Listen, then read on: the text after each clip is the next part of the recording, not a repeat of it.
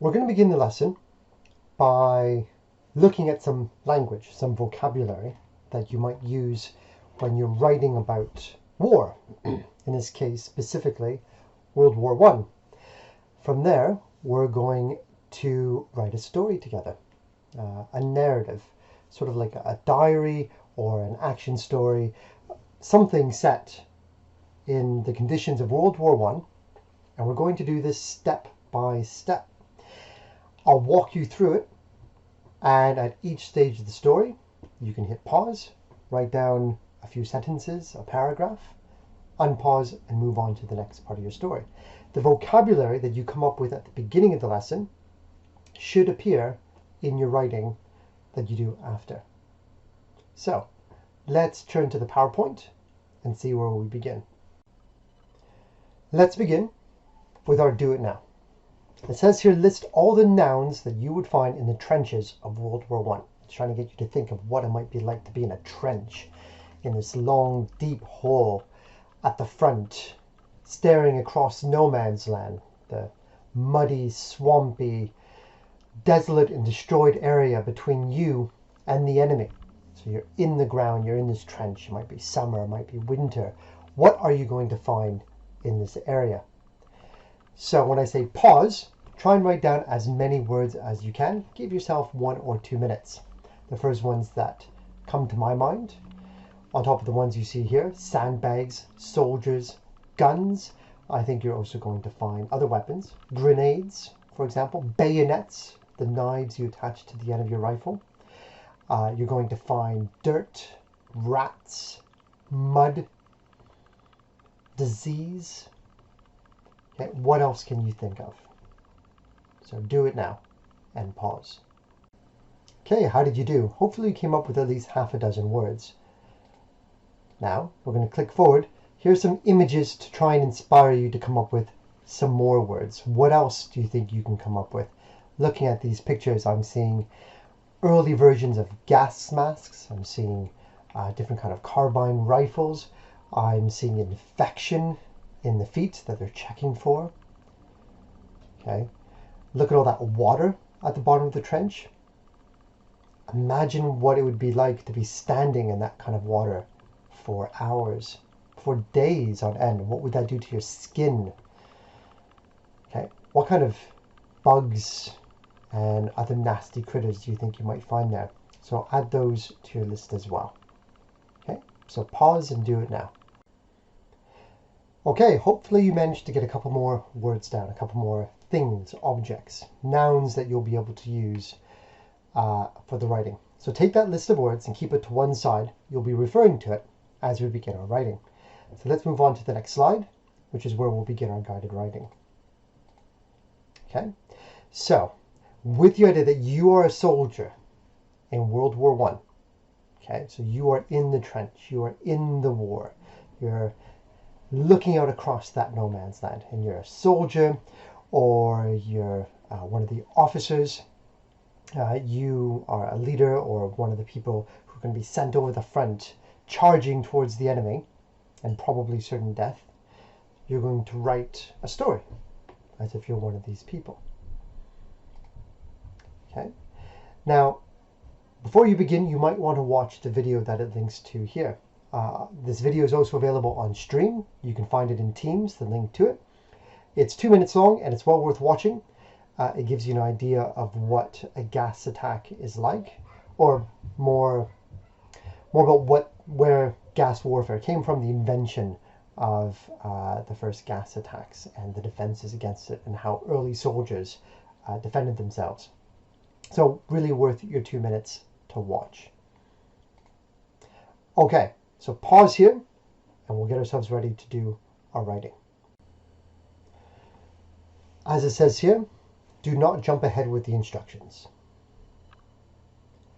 Your reader is in a totally dark room. It's your writing that's going to create the images in their mind that lights up that room.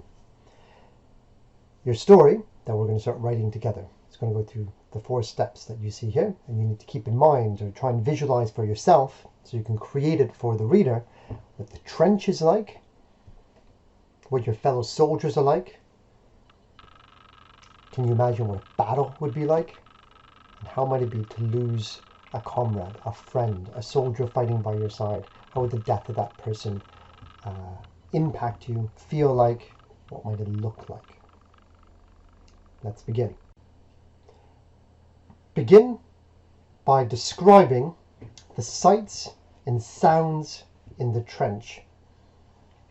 You might push yourself to go even a bit further and include other sensations like smell and the feeling of it. Start with a sentence that begins with a preposition. All that means is above, around, behind, in front of, or through.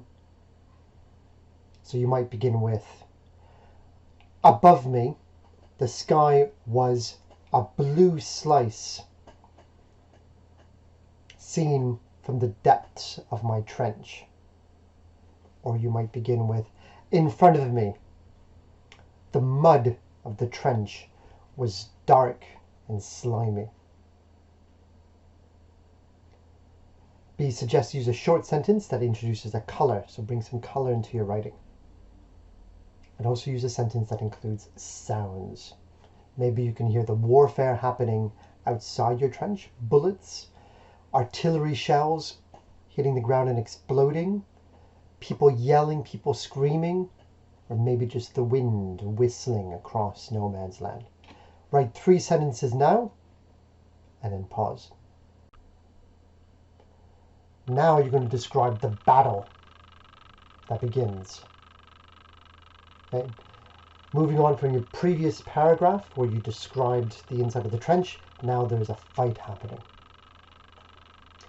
Start with a strong, powerful verb that puts you in the middle of the action, like running or screaming. Even waiting puts you there. Okay. Screaming, I jumped out of my trench and charged towards the enemy. Or screaming, I put my hands over my ears and crouched down, trying to block out the sound of war. Now the next 3, personification, repetition, oxymoron. If you can use those, do. But I would say that's extension. If you're not clear on how to use those techniques well, don't worry about it so much. But describe the battle happening around you and your part in it across 4 sentences. So freeze and do that now. We're now going to describe the soldiers, the people who are around you. You're a soldier, and so are the other people. Okay? In writing these 3 sentences, try to include as much detail as possible. Okay? He was tall, with shaggy, unkempt, and dirty hair, blue eyes, and khaki green jacket and trousers. His rifle was slung over his shoulder. Okay. B asks you to write a short sentence of 3 words. He was tall. He was angry. He was dead. And for C, the imagery here is maybe challenging, but do try and get some vivid colors into it. A precise detail, one color detail, can bring a character to life. So pause and do it now. Okay, we return to the battle now. In 2 sentences, you're going to describe the sounds of the battle. So you're coming back to that fight. You looked at the people around you, now you're back into the experience of warfare. What sounds can you hear? Now the suggestion here is you try and use an onomatopoeia, that is a word or a verb that sounds like the thing it's describing. So whizzing, banging, and so on. Okay, so do that if you can, but describe the conflict in 2 sentences now with a focus on the sound, the oral experience. Pause and do it now. Okay, you're back to the soldiers. In 4 sentences, you're going to try and describe them in more detail. One thing you want to focus on is getting across to the reader just how tired they are. These men are exhausted from the fight, from the battle. Some of them are injured as well. You might want to describe some of that. Okay, think of that moment in The Giver where we get the description of the boy and the memory of war. The blood, the ragged flesh, the paleness of the face from the blood loss and the shock. So that's something you might consider. So 4 sentences. Try for 4. If you manage less than that, that's okay. Pause and do it now. Gas attack. Okay, if you watched the video at the beginning of this, the 2 minutes explaining what gas warfare is or how it started, you'll have some extra detail to work with here. But you and the soldiers with you are suddenly hit by a gas attack. Was there a warning before it hit? Did you hear or see something coming? Or was it a complete surprise? How did you respond when it happened? What did you do? What was your first reaction? And then in that first minute, what did you manage to do? You have 3 sentences, 3 short sentences, because this is happening quickly and intensely. It's a very stressful moment.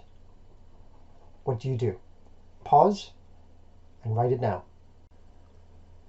Okay, you've got your gas mask on, or you're getting it on.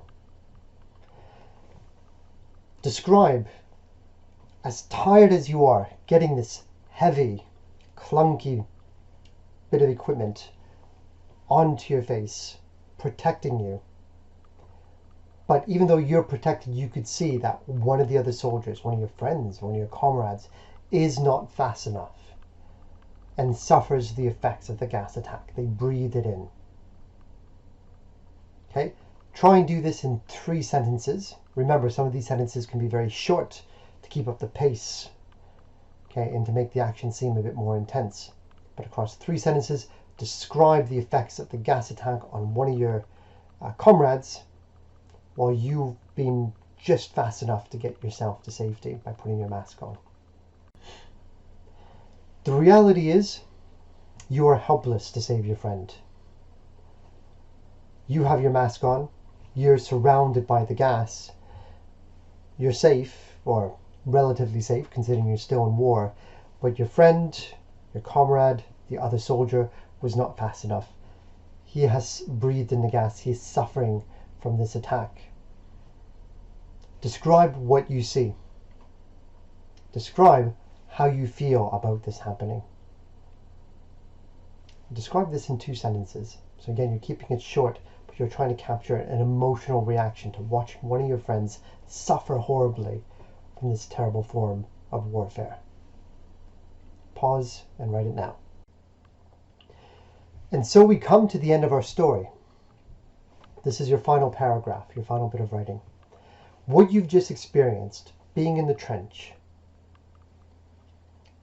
knowing the people around you, the other soldiers, being in battle and in suffering a gas attack, and watching one of your friends, one of your comrades, another soldier die in this way, or if not die, at least be seriously injured, wounded, and suffer, has left an effect on you in the story. A powerful effect. Try and share this with your reader. You can talk directly to the reader. Do you understand what this feels like, you might say? How can anyone allow this kind of thing to happen? Or maybe you feel a desperate sense of relief. I felt terrible for what happened to my friend, but to this day I remain happy that it wasn't me. Maybe you feel guilty about that. Maybe you feel anger, sadness. So those emotions, try and capture them in 4 sentences as you wrap up the story. This, of course, suggests that this is also a memory. So your last paragraph kind of hints at the idea that maybe everything that's happened before was a memory, something that happened in the past. And from where you are now, you can remember this and feel these emotions that you recollect in tranquility, in a quiet moment. So pause and write this now. And now we wrap it up. So give your writing a title. what is the name of the story that you've just written? I also recommend, if you have the time, if you can, that you go back and reread it from beginning to end. And you might find that the individual parts don't connect as smoothly as you like. And you might go back and edit that. Either erase a little bit or write another sentence to kind of tie them together so it all flows a little bit better.